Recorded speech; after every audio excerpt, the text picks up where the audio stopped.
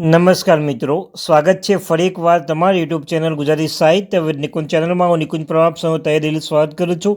આજના વિડીયોમાં આપણે વાત કરવાના છે લોકસભા પહેલાં સરકારી કર્મચારીઓ માટે મહત્વપૂર્ણ નિર્ણય લેવામાં આવે છે. Government employ good news. સરકારી કર્મચારીઓના ડીએ વધારા પછી વધુ એક સારા સમાચાર મળી રહ્યા છે. લેટેસ્ટ અપડેટ આવી રહી છે અને વિશે આપણે વિડીયોમાં ચર્ચા કરીશું. તે પહેલાં મિત્રો વોટ્સઅપ ગ્રુપ અને ટેલિગ્રામ બંનેમાં આવી છે.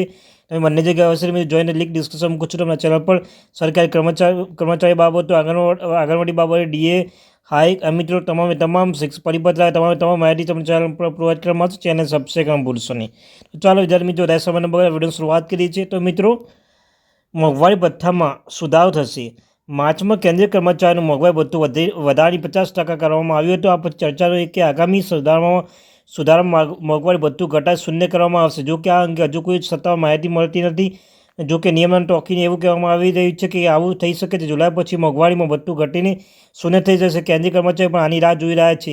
પરંતુ અમે તમને જણાવી દઈએ કે જો આવું થશે તો અને તમને જણાવી દઈએ કે જો આવું થશે તો બાબત અસર થશે મિત્રો. જેટલે કે જેમ કે મોંઘવારી ભથ્થું શૂન્ય થશે પરંતુ કર્મચારી મળતા HRAમાં પણ ફરી એકવાર સુધાર કરવામાં આવશે. કારણ કે અહીં પણ સુધારનો નિયમ લાગુ પડે છે.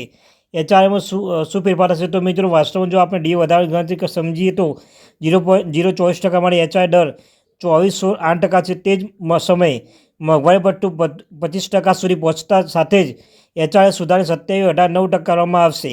50% મોંઘવારી ભથ્થા સુધી પહોંચવાના કિસ્સામાં HRA ફરી એકવાર 30-20-10% થઈ જશે. અને આવી સ્થિતિમાં જો મોંઘવારી ભથ્થું શૂન્ય કરવામાં આવશે તો HRAની મહત્તમ મર્યાદા પણ સુધારીને 24% કરવામાં આવશે. આમ મિત્રો હાલમાં X શ્રેણીમાં HRA 30% અને Y શ્રેણીમાં 20% અને Z શ્રેણીમાં 10% છે. તો મિત્રો રિવિઝન કેમ થશે તો મિત્રો હકીકતમાં જ્યારે વર્ષ 2016માં 7મું પગાર પછી લાગુ કરવામાં આવ્યું હતું ત્યારે સરકારે મોંઘવારી ભથ્થાની ગણતરીમાં ફેરફાર કર્યો હતો.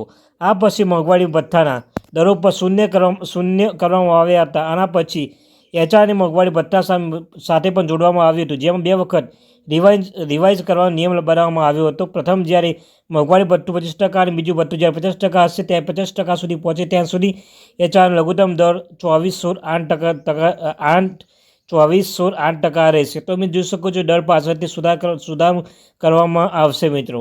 આ ત્યારની latest update. Thank you very much watching my video. જય હિન્દ, જય ભારત.